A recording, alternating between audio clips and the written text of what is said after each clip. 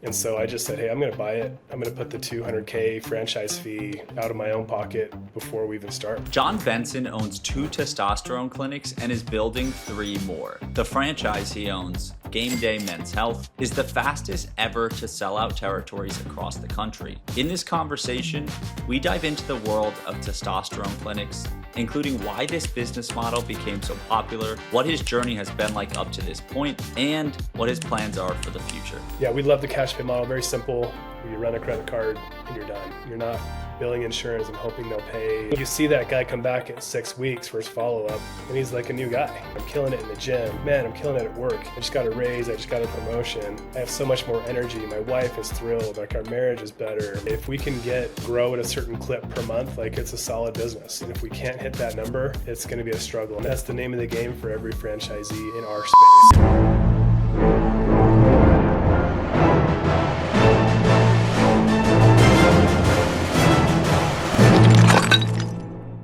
Before GameDay, what were you doing professionally and how did you discover this brand? Yeah, so right out of school, I went to work for a little startup called Zag. At the time, I think it was 50 employees, doing about 20 million in sales. I'd never heard of it before, got the job, and it turned out to be an awesome opportunity. I was there for several years. I ended up running the operations for them. Fastest growing company in Utah, grew from 20 million a year in sales to like 450, and just to absolute rocket ship blast. Super fun, hard work, long days, long nights, but super fun. Learned a lot, met some incredible people, and just had an incredible ride. So after I left Zag, I did a lot of different entrepreneurial things. I worked for some nonprofits, just kind of did some different things, but always kind of have the eye out for what opportunities are out there.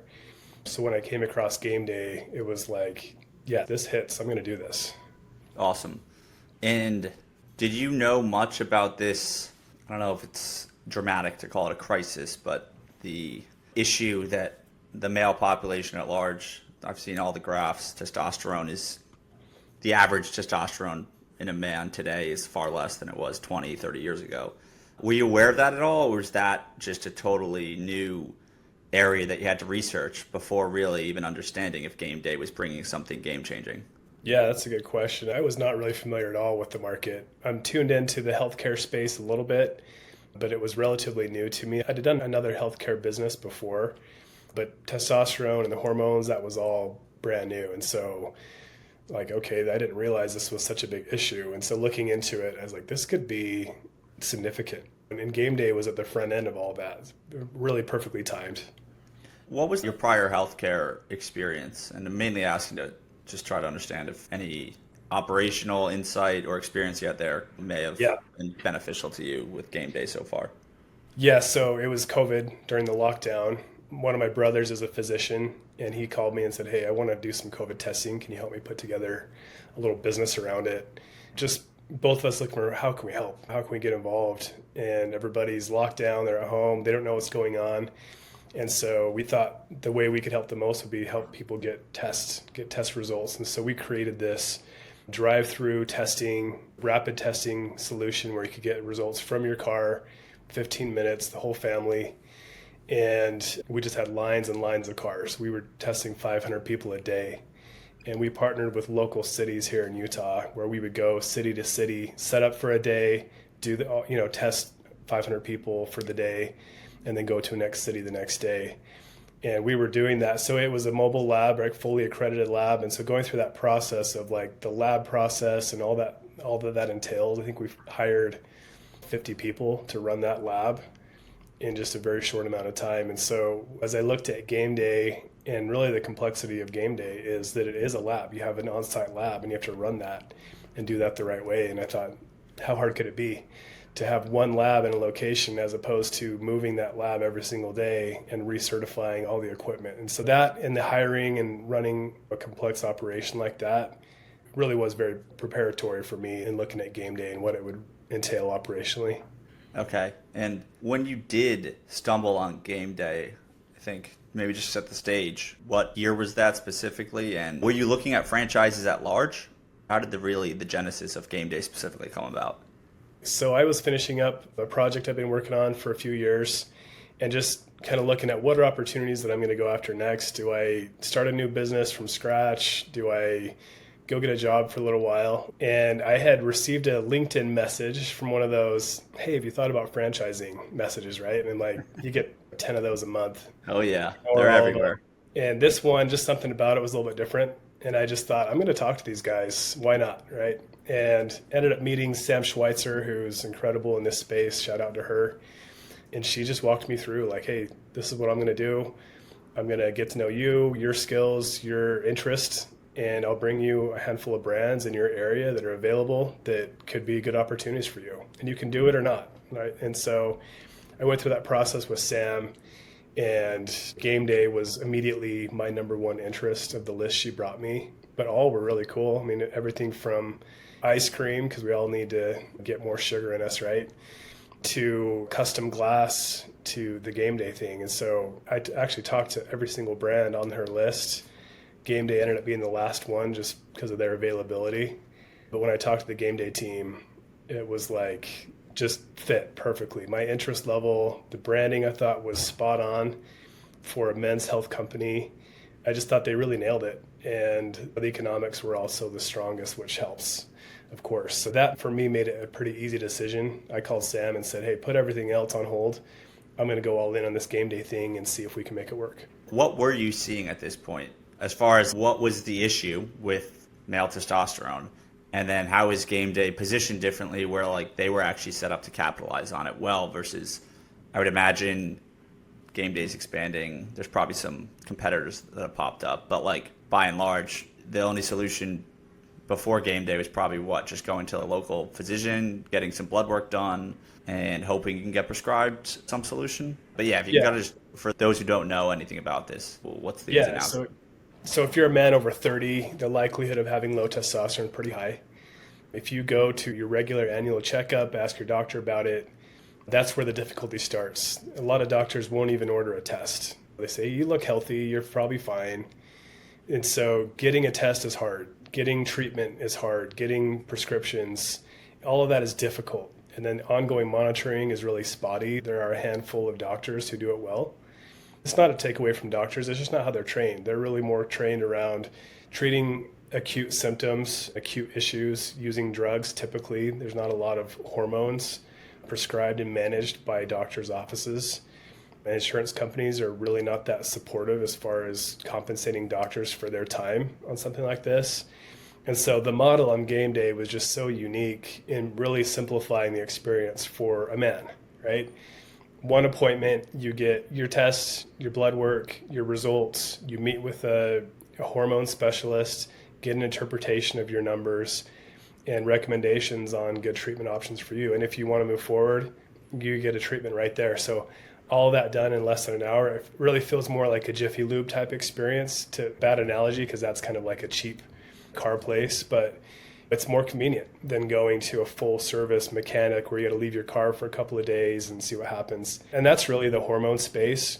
You go to a lab, they take your blood, you're going to wait for a couple of days to get your results. Then you got to get a hold of your doctor to say, what does this mean?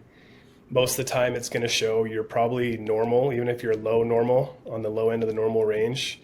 And there, right there, the doctor stops. Hey, you're normal, move on. But being normal is not the same as being optimal. Having an optimized hormone level, and testosterone in particular for men, feels drastically different. Being at like an 800-900 level compared to like say a 350 is completely different in how you feel day to day in terms of your energy, your mood, your ability to go after it, to be motivated. It's a completely different game. And so that's where I was like, wow, GameDay has something that's very unique and nobody is really taking that on. Of course, there are competitors. There's always competitors. Anything from doctor's offices to the local one clinic solution where it's a guy operating out of his house or whatever it is, right? There's a handful that do it well, but not in a way that is so simple and so tailored for specifically for men. So if I'm a customer, I can walk into a GameDay within an hour, I'm getting the results read back to me. Whereas the other guy, it's by and large, if you can get the test done, you're waiting multiple days to get it back, and then you need to reschedule another appointment with a doctor to like even understand what the numbers mean. Is that right? Yeah, there are a handful of people kind of catching on to the game day idea now and trying to replicate it, right? But by and large, it's what you described. It's multiple appointments, multiple different locations you're going to. And at the end of that, the person reading those results and interpreting them for you and deciding what to do about it isn't really trained in it. They don't specialize in it, right? It's the same reason you don't go to a primary care provider for a very specific issue when there's a specialist who does this all day long, right? And that's what they do. They've gone very deep into that area. And that's why specialists exist in medicine. And in this case, this is what we are specialists in hormone optimization. We do it better than anybody else. And so at this point, where was GameDay at? Because spoiler for listeners who don't know, in 2023, I believe, it sold 700, 800, 900 licenses. I believe it sold out the entire country in 1 year. Possibly one of the fastest selling franchises, or the fastest selling franchise of all time. It's definitely one of them. Where were they at this point when you were actually speaking and engaging with them, just so we get an understanding of their growth levels and also the psychology behind your buying decision? Because I think depending on where you are in that cycle, it could vary quite a bit. Yeah, this was something that's new to me about franchising in general, is if you want the best territories, you have to get in early. That's just how it works. In my mind, I'm like, hey, I want to get a franchise that's really proven, has tons of history, and then I want to lock down some amazing territory. And it's like, that doesn't exist, Jon. Sam kind of had to wake me up on that. She's like, you really have to be able to decide early on that this looks like a winner and you're going to take the best available territories. And that's true for all franchising, I think. So when I met the GameDay team, it was June of 2023. They were getting ready to have their first confirmation day in like a week or two. We were too late for that. I think we got into the second group, which was in July. And it wasn't a pressure pitch by any means from GameDay. It was just like, hey, this is what it is. But when I went down to California in July, I knew that I was going to do it, right? It was just, confirmation is the right name for that day, because it's just, is this everything that you thought it was? When you meet the team, does it feel right? Is this a group you want to work with for the next 10 years? Because the people you work with matters, right? And so when I went down there, everything just clicked. It really did feel like, this is right. I'm going to move forward. We signed our deal very quickly thereafter. I think we closed first part of August and went straight to work. Wow. Okay. So you were very early then. Second confirmation day. Yeah, that's pretty cool. I know you have 2 open today, but what's the total territory size you purchased? Yeah, so we bought 5 territories. Initially, we were going to buy like 3, and when we got into it a little more depth, we thought 5 was a better scale number for what we're trying to accomplish with our overall deal structure. 1 is open, second one we're working on now. We're just in the process of getting a location locked down. So that'll bring us to 2, and then we got 3 more to go. Amazing. And can you walk us through the site selection and the build-out process, right? What does it take from, okay, I've wired the franchise fee, now it's time to get a location open? Are these going in strip malls, near a grocery store? What's kind of that side of things look like for this franchise? Yeah, so GameDay, they made their recommendations. They recommend you go into like a second generation medical space, ideally, right? Which is exactly what we did. We looked at everything from strip mall to higher end retail, office spaces. We ended up finding a really amazing location where a dentist was retiring. He'd been in one spot for like 30 years. You walk in and every single wall is a different color. I'm not even kidding you. You had like turquoise over here, dark green over here, pink, a different shade of pink in a different room. Like, it was wild. I think every wall had like 25 plugs, and not in a row. It was like smattered all over the walls. It's like, okay, this spot works great. It's an amazing location in the area, but it's going to be a build out. We're going to have to basically gut the whole thing and do it from scratch. And so we narrowed down, to answer the question more fully, we narrowed down our sites to 3 sites that we really liked, and then just started the negotiation process. The place we landed was in that initial top 3 list. Wasn't our first choice, but ended up being really the best fit for us. Just as far as overall deal structure, the way that they helped with the tenant improvements, the structure of the rent itself, like, it was just a deal that was too good to say no to in the end. And really just an ideal location right off the highway, very easy to get to. Okay. And what is actually, as far as like equipment and furniture, what are you guys building out into the location? I'm imagining there's definitely a front desk where maybe there's an administrative employee kind of waiting there. But to run the blood work, there's got to be some equipment as well being purchased here, right? Yeah, and most of that equipment is really literally you plug it into the wall. It's not built in, which is nice. Yeah. Not a lot of customization that way. The space needed a lot of work just to be renovated, modernized more than anything. There's a built-in front desk that's very custom to a GameDay look. The rest of it's pretty standard. I mean, the paint and flooring is unique in GameDay, and then the artwork, right, is really what brings the brand home. But the equipment on site is the lab equipment. We've got a body scanner for body composition reads, that kind of thing, centrifuges, all the kind of stuff you'd expect in a lab. And then it's just some basic stuff for some of the treatments that we do. But it's really not that complicated. We have kind of a core offering. We don't have a very wide offering. We just keep it simple. We go really deep into the areas that we do, and we do them well. And so the equipment need was not that big of a number. Okay. And I want to dive into kind of the ops, the labor model, and how you guys are acquiring customers. But before doing that, I know you had a bit of a interesting way of securing the 5 territories from a financing perspective. A lot of people usually just do SBA loans, or depending on the person, maybe they're actually just all cash out of pocket to secure territories and start building. But yeah, can you kind of just give us a high level of how you ended up raising money mixed with your own personal capital as well? Yeah, so I started with kind of what is the end goal, which for us was an exit a few years down the road, and then work backwards. Okay, if we're going to do an exit, we need to have a certain amount of scale. What does that look like with the typical GameDay model? And that's where we came up with we're going to need 5 territories to hit a decent scale for an exit. And then what does it cost to build out 5 territories? Well, it's going to be a couple $1 million, right? And that's all published. That's one thing I like about franchising is like, this is the number to get into business. And so you times that by 5. I knew what I could personally do. And I know that it's important to investors that the operator has skin in the game. And so I just said, hey, I'm going to buy it. I'm going to put the $200K franchise fee out of my own pocket before we even start. Like that has to be secured.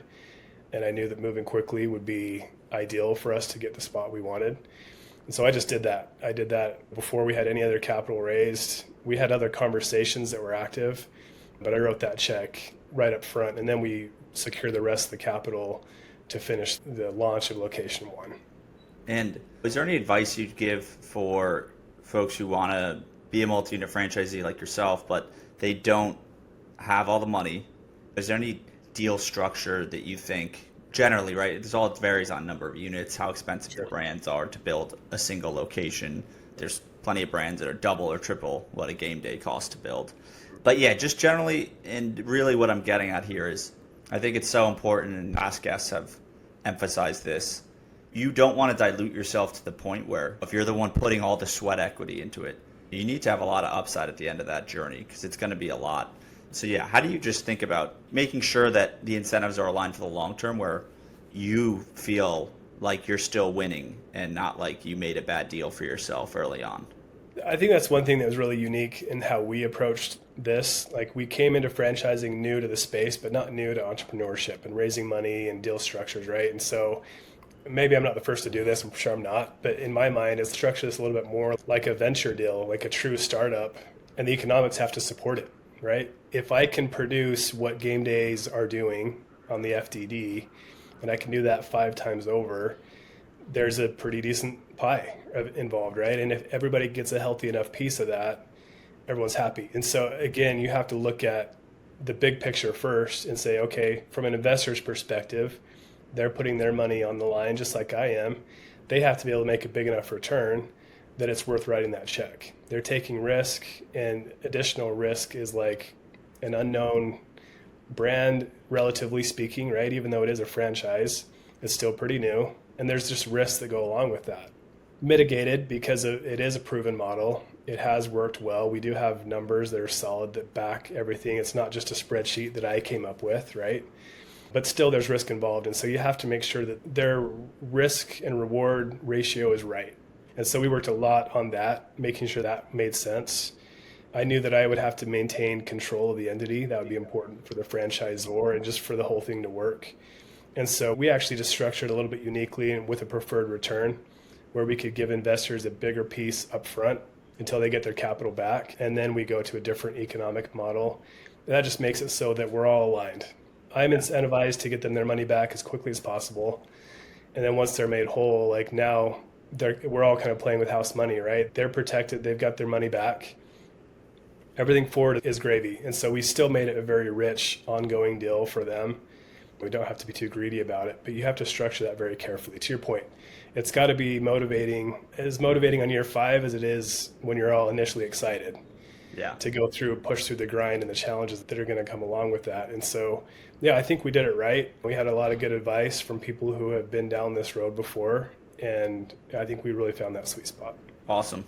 It's actually quite rare. I'm sure that, like you said, there's others, but yeah, a lot of people who, at least the first-time franchise buyers, typically don't necessarily have the entrepreneurial and deal-making experience that you had. So, yeah, I think that'll be helpful for a lot of people. And shifting gears to location 1, how long from the time you started to the time it actually opened? What was that like? And I believe there's a membership model at GameDay or some type of subscription. So is there a lot of membership/subscription models, whether it's boutique fitness or anything like that? There's usually like a pre-marketing period before you're open to almost like generate demand. So yeah, just curious, again, the timeline, how long was it? And then also, is there anything you're doing before you even open to set yourself up for a really good start financially? Yeah, great question. We signed our deal in August of 2023, opened our location first part of March of 24. So what is that, 8 months, something like that? Yeah. 7 months. That's pretty solid. So pretty quick. And most of that is just literally waiting for the build out to be done, right? Even though we didn't, and from our minds, it's like, hey, we're not moving any walls. It's just relatively simple. Still took a long time to get it done. And so I think the construction finished on like the last week of February. We were open like 4 days later. And so we did really push that timeline. And there is like some pre-marketing that we did that everybody should do before you open. It's a little bit tricky in the medical space because if somebody wants to get their testosterone level checked out, and our whole value proposition, right, is like you come in, it's a 1 hour thing. Like they don't want to book that appointment a month in advance. Yeah. They want to come in like today or tomorrow. And so we did some pre-marketing to kind of generate some interest, but we really hit it hard like the week before, the week of opening is when we really turned it on and started pushing that more aggressively. Yeah, no, that makes total sense. It's different than like securing a gym membership early at a discount, right? Like you actually really may want or need that testosterone check as soon as possible. So yeah, talk about the labor model, like just within the 4 walls, right? Are you having to lock down these specialists or physician type employees? And also, how difficult are they to hire? I've just found a while back, I worked with a veterinarian franchise, just as an example. It was a great model, kind of like urgent care, but for dogs and cats. But it was very difficult to hire vets. And there's a whole reason, and I believe there was a bit of a shortage at the time in the industry. And anyway, that was actually a pretty massive hindrance to that franchise growing because the key employee was incredibly difficult to lock down. So yeah, can you walk us through what it's like for GameDay? Yeah, so there are some similarities there. We're hiring like a nurse practitioner or physician assistant. Okay. Is the key kind of medical person on staff. They're the ones that are there every day reviewing labs with patients, making recommendations, getting them signed up for treatment, right? So that's a very key hire. Not difficult to find. If you just want to hire any nurse practitioner, you can hire somebody relatively easily. But getting somebody who has the right personality, the right approach to things, and doing it the right way, like that's hard. And that's where like I'm very picky on who we're going to have on the staff, and in particular that role. And so, yeah, it took us quite a while to go through that interviewing process to get to the right person and get them on the staff. So overall labor model, you have the nurse practitioners, what we have as far as our clinician is, we now have 2. Then you have medical assistants running the rest of it. And it's 3 people. You got a front desk. You've got 2 that are doing blood draws, lab work, prescription ordering, that kind of thing. And so that's basically it. It's 4 people that are there, and I'm there every day as well. So 5 of us are on site every day talking to patients, creating that environment that's kind of fun and engaging from a patient perspective. Yeah, and those medical assistants, is there any requirements that they need from like a licensing perspective or education to working there, or can you train effectively anyone off the street, Yeah. so to speak? So from a legal perspective in Utah, there's not a licensing requirement for medical assistant, but again, like getting the right person in there matters, right? The person Yes. putting a needle in your arm to get the blood draw, that matters. Every single one of those people has to put a needle in my arm and do a blood draw as part of the interview. And I hate needles, and so it's, Yeah. hey, you can do this for me, put me at ease, and not hurt me. You're probably pretty good, and you can tell very easily like who is good at this and who's not good at this. One of the guys we hired as a phlebotomist, I asked him in the interview, like, how many blood draws do you think you've done? And he's like, that's going to take me a minute to answer that question. And he's like, starts thinking it through kind of out loud with me, and it was thousands. He's like, I've literally done thousands of these things. I was like, cool. So you want to do one on me right now? And it was so smooth and just painless, unlike any that I had in previous like doctor visits. So, like, yeah, you're on the team, right? Yep. So, again, getting the right personalities, somebody who's very engaging, good with patients, but then good technically at what they do. It's kind of hard to find people like that who are really good and to keep them. Absolutely. Honestly, a lot of this conversation's jogging my memory with that pet franchise. And yeah, you can find highly qualified veterinarians, but the bedside manner was so, and I'm using that more as a metaphor, but that presence and the way they deliver the results and talk to, in that case, pet owners. Very hard to find a blend of both. Do you find with the nurse practitioners, is it difficult to maybe convince some, because this seems much like a much more specialized niche day to day, whereas maybe they're an MP at a, I don't know, they could be just working with kids that are get sick, and there's more variety in their day, or yeah, does that ever just become a hindrance? It's like, I'm not sure, I just want to do the same thing or all day, every day.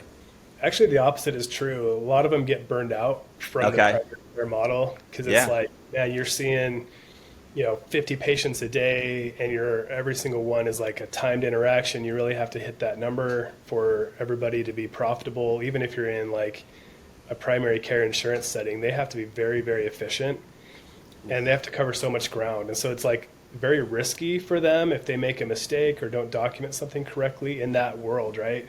And they get burned out, man. And if they're working hospital shifts, it's like you're on call, you're working nights, you're working weekends, you're working holidays. Like, being sick doesn't take a vacation. And so what we present to them is very much a different lifestyle. It's like, hey, you're going to see fewer patients per day. You have more time with these guys. You're not going to see them one time and then never see them again. You're going to get to know them and get a relationship with them. You're not working nights and weekends. Nothing that we do is like life-threatening, urgent type stuff. It's just helping guys feel better, optimizing their outcomes. It's a very different lifestyle and very rewarding. So honestly, like, that's a very coveted job, and becoming more and more interesting to move from like primary care / hospital world into more like specialty clinics like ours. So again, finding people who are interested is not hard. It's just finding the right person, the right approach out of that group. That makes total sense. Yeah, you could see how maybe actually the consistency is a welcome relief from what's a very difficult job. All right, so you get the location open, and can we go back to the customer model here? Because I think that's a big part of, the economics here are part of why this franchise really became one of, if not the fastest selling franchise ever. If I walk in, does that, and you guys do the blood test and I'm getting my results read, how much does that cost me, I think, just to get the diagnosis, see if I have a testosterone problem? And then if I do, what's the solution from that point? So start at the beginning, customer journey, right? You come in the first time, I don't know what's going on, I'm not feeling great, I saw your ad. We do free testing. So the first consultation, the test, that first appointment is free. We don't charge at all.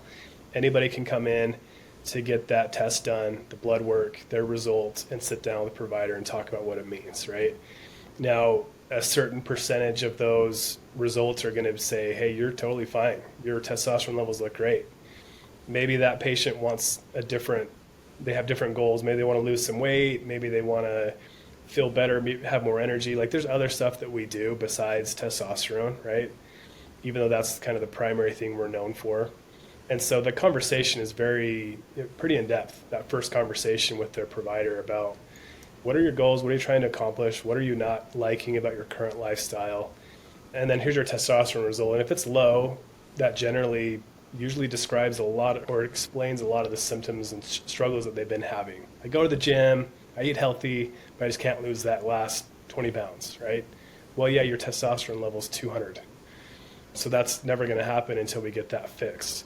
And so, assuming testosterone were the treatment plan they want to move forward with, they're generally looking at like every franchisee sets their own pricing, so I won't speak for the whole system. For us, it's like $200 for the year is your membership fee. That covers all your labs, including like an annual comprehensive lab we send out that day to see a broader picture of what's going on in your blood work. It includes all your follow-up visits and lab work for the whole year. So like $200, like that's crazy for all the value that they get out of that. And then the ongoing monthly costs really depends on what treatment. If it's just a testosterone only, if they're adding like a weight loss injection, that's a different price point. And so very customized based on specifically what they need. But call it around $200 a month is what most guys are probably paying at a starter level. And that's about right. $200 to maybe $250 across the country for like a basic testosterone optimization package. Got it. So I think on the cost of goods side for you as a business owner, like if I come in, do a free test, let's say my testosterone's sky high, knock on wood, I hope it is. But did you, aside from the time, did that cost you money? Like, is there a price to just run that machine, whatever's measuring the blood work? Yeah. Oh yeah, we definitely have hard costs. Like, so that's our investment up front, right? That's kind of at risk because you might take that number and you're fine or you're low, but you don't want to spend the money. Yeah. And so not everybody's going to sign up, but that's an investment that's worth making. It's part of the customer acquisition process and has been effective for us. And it's, look, we kind of the belief of the system is every guy should know their numbers, whether they're good or bad. Yeah. Why should you have to pay for that? It's not that expensive for us to do it other than some time. And yeah, there's some hard costs involved, but it's not outrageous. Sure. And let's go the negative scenario where I do have a testosterone issue. You said there's a monthly plan around $200, $250 a month, let's call it. What does that look like? Does that mean I come back in once a month? And am I getting in like an injection? So is there more needles, or just what does it look like from the customer standpoint? Yeah, this is where GameDay starts to really differentiate itself from competitors, because some of our competitors, you have to go in every single week for an injection. So imagine as a guy like with a job, how are you going to go down there every single week, right? Even though it's only a few minutes, like what a pain, right? Now, some of our guys do like that. Maybe they're retired, maybe they work close to where we are, and they don't want to deal with needles. Like, fine, come in, we'll do it every week for you. It only takes a couple minutes. Most of our patients, we're just sending them the supplies. We do like a full demonstration of how to self-inject, and we're sending them a monthly package with their supplies, with their testosterone, and then they're just coming back into the location for blood work on a kind of a routine cadence that's heavier up front and then spreads out as they get more dialed in over time. Okay, that makes sense. So it's basically, I mean, for one, it's convenient because I'm just getting something in the mail. Hopefully it's pretty easy to inject myself and then go about my day. And then I assume, right, the check-ins are to gauge, hey, is my testosterone improving, right? Yeah. Yeah. And it does every time, right? It's a pretty easy formula. What is unique for us is that every guy is different. There's not a number that I could tell you where you're going to feel the best at. I know the range, but some guys feel amazing at like 800. Some guys feel the best at 1200. And so finding that number where like for that patient, it's ideal. They're not experiencing any side effects. They're not having any other issues that we monitor for. Finding that sweet spot is different for every single guy. And that's where we put in the time to find what's that ideal dosing for you, right? And making those adjustments at every single follow-up appointment. And some guys will call in between appointments. Hey, I'm starting to have this issue, or I'm starting to feel a little bit more tired than I was initially. What can we do? And so like we're in a constant communication mode, really heavy for about the first 6 months to even a year on a new patient. And then by then, I mean, within 6 months, we're pretty close to dialed on most guys. Is there a expected timeline, or is it almost, I'm obviously not a doctor, but I'm pretty sure, right, as you age, testosterone typically is declining for most males. So there might be some optimal package where you're actually getting a little bit of testosterone, I mean, effectively forever, right, if you want to feel your best. Is that kind of the mindset? Like, hey, we're going to do an initial 1-year push, and then once we get you at a steadier baseline, maybe you're only doing an injection. I'm making these numbers up. I don't know, like twice a year. What does that look like versus, hey, am I signing up for $250 a month for the rest of my life? So from the medical side of things, it's going to be a weekly injection pretty much in any scenario. I mean, there are other things we do like pellets and things that are more like a procedure where you're getting a procedure once every few months. Most guys are doing injections. So from that side, it's a weekly injection. The question is, how much are you taking? Okay. Some guys even do like a split dose twice a week type of injection, and where they're getting a smaller, more frequent injection. And so, yeah, the thing that we're kind of watching is how are you feeling? And then again, as you're getting older or the seasons change, like all that stuff affects the outcome, right? So you might get a dose that in the summer feels amazing. In the winter, you might need a little bit different solution, right? So that there are things that like seasonality and aging and new stressors or work, major life changes, all that could affect it. But yeah, effectively, there's kind of two schools of thought in our world. One is like the guy who just wants a boost for a year while he loses some weight, fixes some lifestyle problems that he has, gets his diet under control. And he's like, I just want to hit it really hard for a year. This will help me kind of get there. And then I want to go off the sauce, right? I want to go off the testosterone after that period of time. It's like, okay, great. We'll support that. You have to be realistic, though. You can do everything right, and maybe your body just isn't going to produce because you're just not. Genetically or environmentally, there's just too many factors that you don't control. And so for some guys, that may be the goal, and maybe it'll work, maybe it won't work. Others are like, look, I just want to feel good. I don't care about the money. For me, it's about feeling good all the time. And there's not really anything that says you can't do testosterone for long periods of time, other than like maybe some specific exceptions that our specialists would kind of uncover as they're talking through medical history and stuff. For generating or acquiring customers, as you're explaining this, the wheels are turning. It's like, okay, I can understand how this is a very attractive business model because obviously, right, name of the game is serve the customer. But if we're just looking at the mechanics of it, this is you get a customer and then you almost have them at a very low incremental cost to you as a business owner to retain them for at least the next year. It's a very good subscription model, very different than a restaurant where every customer, it's like you need to make their food and hand it to them. Right. This is more like you get them in once, they sign up, you're just mailing them whatever they're prescribed. Theoretically, it could be very low touch and a high margin. So that all makes sense. But how are you guys getting the customers in the first place? Is it heavy on digital? Are you doing a local blitz with like mailers? What's kind of been your playbook thus far? Yeah, it's a little bit of everything without trying to dilute your spend. It's like any other marketing problem, right? If you spend a little bit everywhere, it's not going to go anywhere. We try to go pretty deep into the areas that we do. Like we're really deep into social. That's very effective for us. Yeah. Meta, also like Google pay-per-click stuff. Like that's kind of like bread and butter. Everyone's doing that. And then we'll just hit campaigns. We'll go really deep into radio. We have an upcoming big radio push with ESPN Radio. It's kind of like local shows, local athletes are talking about GameDay, and they'll be doing that very heavily on radio for a period of time. And so we look at everything, and it's just, where's the ROI? What's going to work? What's going to drive additional customer acquisition? Because that is our lifeblood, right? If we can grow at a certain clip per month, like it's a solid business. And if we can't hit that number, it's going to be a struggle. And that's the name of the game for every franchisee in our space. Is customer acquisition is really the most critical part to get right.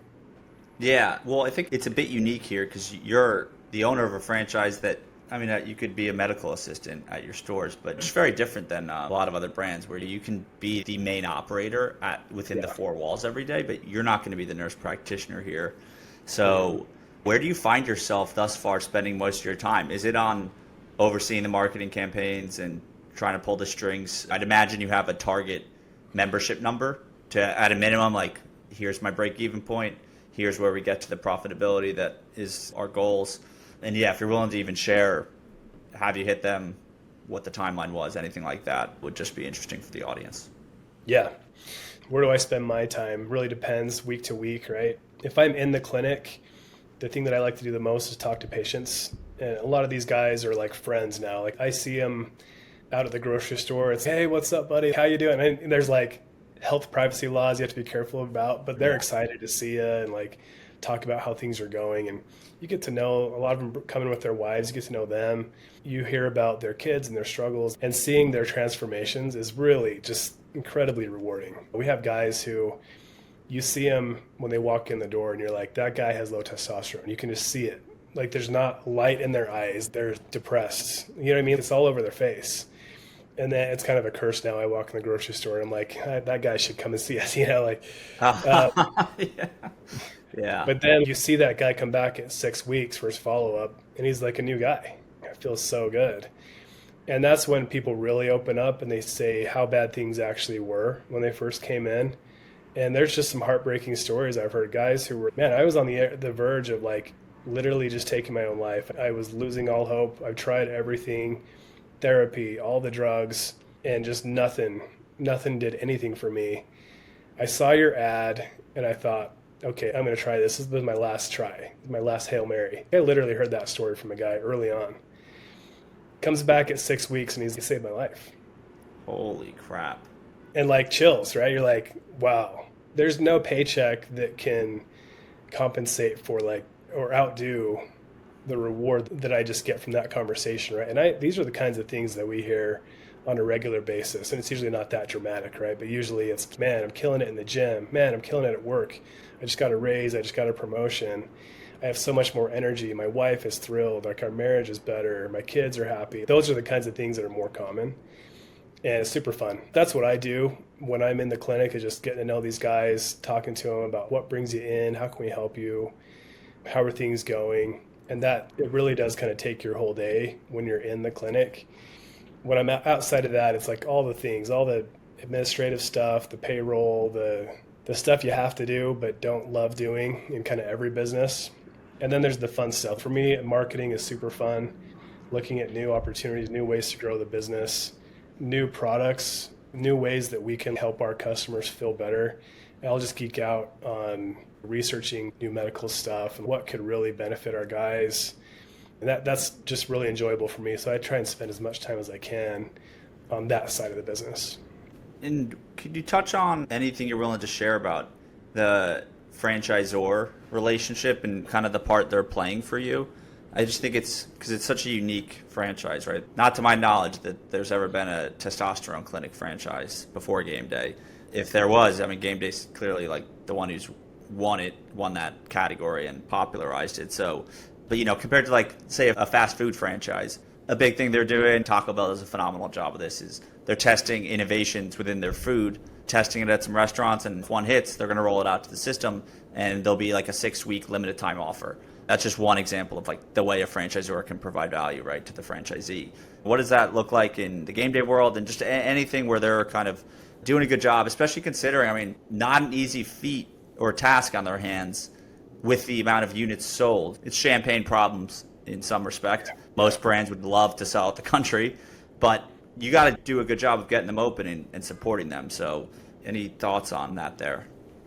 Yeah, I mean, my first conversation with Evan Miller, who's the CEO of GameDay and founder of the whole thing, right? And my first major question for him was, how are you going to pull this off? Do you have financial backing? Do you have the horsepower? Do you have the team to do this? Because I was very confident in what I could do on my own level locally, but I kind of saw the direction early on where this might go. I didn't know it was going to sell out in a year when I bought in, but I thought it could go pretty quickly. And to Evan's credit, like, he brought on a phenomenal team. He made big investments early on into infrastructure and support, and they've done it. They pull it off. I think there's 400 open live active clinics today.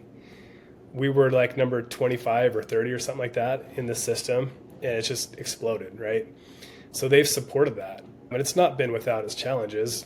No business is. Nobody's perfect, but they take every single challenge head on, and they make the changes necessary to scale. So my relationship is a little bit unique. I was asked to be on the first franchise advisory council that they formed. It's like 8 franchisees that go and meet with them quarterly or whatever it was for a year. It's like a 1-year deal.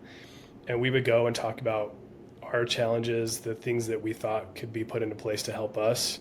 I think we came up with like 150 action items in our first meeting, and they just went to work, man. I think they knocked out 80% of that within 2 months. So they've been very, very responsive, very supportive. Again, it's hard. Any business is hard on every single level. It's hard to be a franchisor. It's hard to be a franchisee, but you cannot dog the effort that these guys put in to make it work at every level. And I think they're pulling it off in a big way. I think just the location growth to actually get that amount open in this short amount of time is phenomenal. They would review the site plan. They review the flooring choices, the paint colors, and the artwork. Like, they approved at pretty granular detail all that for 400 locations, right? To make sure it all looks right and it's all cohesive across the country. Like, it's a big lift on their level for sure. Even just you highlighted it, but calling out for listeners that being a franchisee is not going to be easy, but then also the franchisor, especially emerging ones, I mean, that's not an easy job. The emerging franchise is fascinating because you kind of have this, it's obviously a symbiotic relationship, the franchisee and the franchisor, but the franchisor that's new, I mean, that is an entrepreneurial endeavor in itself. So do have kind of these two colliding worlds of the startup franchisee with the startup franchisor. So I just think people should know that going into it, that for an emerging brand, it's not all going to be figured out by any means. So it sounds like GameDay's doing what they can to manage it. I think everybody gets in thinking this is going to be easy, right? It's going to be easy to be a franchisor. The franchisees are going to do everything. They're going to build these businesses, and I'm just going to collect checks. I don't think any franchisor really thinks that, but your perception might be that it's that simple on their side. And the franchisees, I think there are a lot of people who get in thinking the business is done, man. I just got to follow the set of instructions, and I'm going to be making the kind of money that they're making in year one. That's just not real. Every market has its own challenges, and every business, and just get in expecting it to be a complete grind. Make sure you have more money than you think you need and more time than you think you need, and just go hit it hard. And if you're willing to put in that time, you can pull it off. Yeah, and is there anything, whether it's, again, marketing related or maybe there's expansion into different services down the road or technology, like if someone calls a GameDay to schedule an appointment, or is there anything from the brand level that is making a difference in, say, the daily ops for you as a franchisee?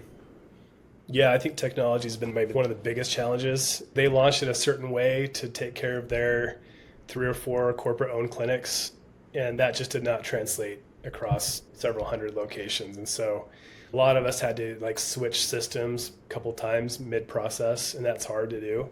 We're through a lot of that. I think I expect more of that in the future because there's still some customization going on. But a lot of the software we have now was custom built for GameDay.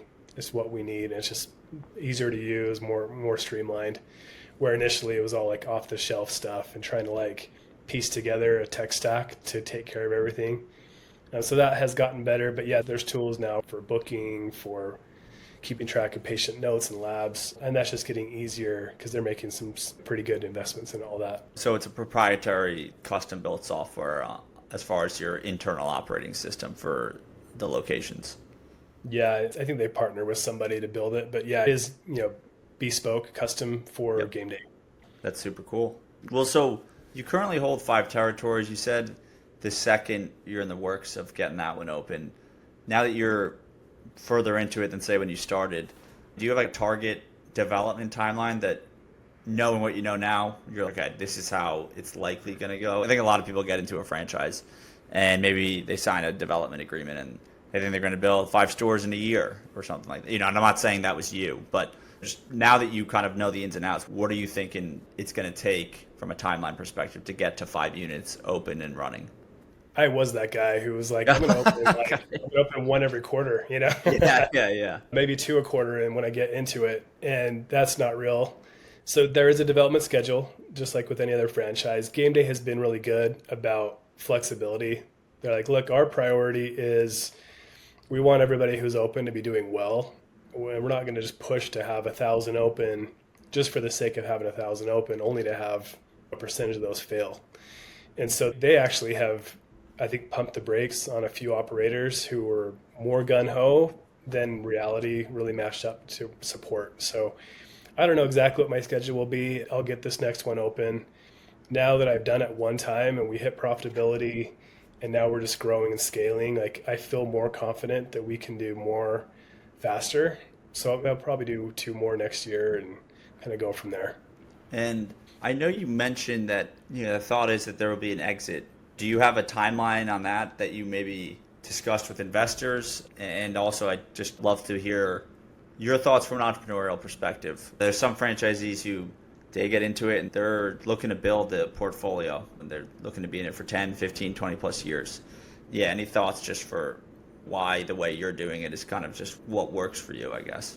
Yeah, so one thing about GameDay I really liked, it's a cash flow generator. It's a cash cow type business, right? So in Utah, software is big, like tech companies, and a lot of those guys are making multi-billion dollar exits before they ever turn a profit. I don't understand that. I think it's great, good for them. This business is very different in that it'll start generating, I mean, it's already profitable, right? And that will just grow, that number will grow month in, month out, year in, year out. And so timing that exit will really depend on the market. What does a roll up, what does an exit for a 5 franchise deal look like in 3 to 5 years would be kind of ideal for me and for the investors. That's the initial timeline we work from. But if the market on the buyer side is not strong at that point, then we just hang on to it. It'll be generating significant cash flows. There's no rush. We don't have to do that. It's not the only way that we get returns from everybody involved. There's ongoing distributions happening throughout the process. So that'll just be an ongoing conversation based on market factors, completely outside of what GameDay is doing. And if there's a really healthy PE push to roll up game days or testosterone clinics or whatever, in 2 years or in 8 years, we'll be ready to go because we'll have our portfolio operating well. So there's one part of my brain that's build it for the long term and to just be a very successful, sustainable long-term business. And the other side is, hey, be ready for exit. Like have your stuff in order, well ready, so you're ready for due diligence and all that process that goes along with the sale. So when the timing is right, I can hit that hard. But if the timing doesn't line up, my guys are also like, look, if we're getting solid distributions year in, year out, and that's our worst case scenario, no exit, like great, right? Yeah. So that's where it's like, we don't have to exit for this to work. Yeah, as long as you build a business, right? As you said, heads, you sell and you guys will win. Tails, you hold on to it and just take distributions and you still win. Yeah. So, yeah, absolutely. Yeah, it's a pretty good deal. Given the growth of GameDay, and for me as someone who's works within the world of franchising pretty deeply, there's almost always competitors that pop up or shade maybe existing businesses that try to add this as a service line, kind of what you guys are specializing in. But yeah, I'm just curious, have you seen anything in your market where things have changed from even just, whatever it was, like a year or so ago when you first opened from a competitive landscape standpoint? Yeah, I mean, it gets more competitive every year. And I think that'll probably increase to a certain point and then probably start to drop off because people get in thinking, oh, we can build that ourselves. The GameDay story is being heard more and more now. And that will increase for the next couple of years as GameDay becomes more of a household name. Same thing happened to like a Crumble, right? Crumble started killing it. Pretty soon you've got 3 or 4 cookie shops. And in Utah is a big deal. They call it the Cookie Wars because a lot of them started here. And they were competing on billboards. They were suing each other. It was crazy. Now some of those have gone out of business and closed, and Crumble is still kind of there. They're the ones who were built for that long term. So that's what I see with GameDay. We already see it now. We see price pressure creeping in more and more. Guys are like, I can get it cheaper over here. It's like, great. If money is your main goal is to save money, like, we'll see in a few months when they start screwing up your labs and you start having problems because we do it the best. It's not the cheapest, but it's affordable. It's not crazy. And so we're not going to race to the bottom. We're not going to play that game. We're going to protect our positioning as a premium provider and ride out that wave of all these low budget T type online players or stores coming in. And in a couple of years when they start to fall off the map, we'll just keep doing what we're doing. Yeah, you're dead right about Crumble. I think the fastest growing and any franchise that is doing something new and generates some success, there's always copycats. And yeah, it does feel like just a lot of people, especially in the cookie space. I mean, a lot of brands got into it thinking if they just opened a shop, threw up an Instagram page with some decent tasting or decent looking cookies, that the money would come pouring in. But it is a lot harder than that. And Yeah, I've seen it in bagels now too, because there's a bagel franchise popping off. And yeah, it's just definitely, it pays to be a first mover because you can really do things the right way, be the first brand in people's minds. So it's like you really have the balls in your court and it's yours to lose at that point. I wanted to ask, 'cause I didn't touch on this earlier with the payment model. Is there any insurance involvement from a customer standpoint for the monthly subscription and or just that initial $200 a year membership? It's all cash pay. So from our side, very simple. From the customer side, very simple. People ask all the time, hey, can my insurance cover this? And it's a no for a lot of reasons. One is like the whole mess and headache of that for all parties involved is not worth it. A lot of insurance companies want to review labs and decide if you really should be on testosterone, what your dosing should be. And we literally have guys come in and this is the max dose I can get from my provider because the insurance maxed it out or they capped it. And it's like, that makes no sense. How are you feeling? I don't feel good. Well, let's get you to the right dose where you feel good. And like we monitor for all the problems that can go along with being too high. And if we're not seeing any of that and the patient's feeling good. So yeah, keep insurance company out of it. Cash pay. I really think that, I guess I hope that medical goes more that direction. I think it improves the patient outcome when they are making decisions with their own money and the provider is having to provide that value. And then you just get them to the right services for what they really need.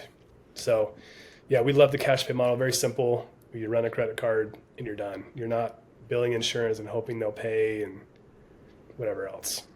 Yeah. I mean, it definitely simplifies it, and I could totally see how that just introduces a whole layer of complexity on not just your side, the customer side. And medical system's interesting because once you introduce insurance, you now have a third party or a customer getting a service that they're not paying for, and then the provider, right, isn't necessarily as incentivized to take care of you if you're not the one paying their bill. So it does just make the incentive structure way different and complicated. And I think that's why you see a lot of crazy outcomes in healthcare. By no means am I an expert, but just structurally, it's not natural. Like you walking up to a hot dog stand. If you want the hot dog, you pay for it. That's it. There's two parties in the transaction, but introducing that third one, especially for something like health, that can be complicated. It's a crazy world. So as far as what you're looking to do, let's say you get your 5 game days built, whether you sell or keep, that'll be a decision you make down the road. But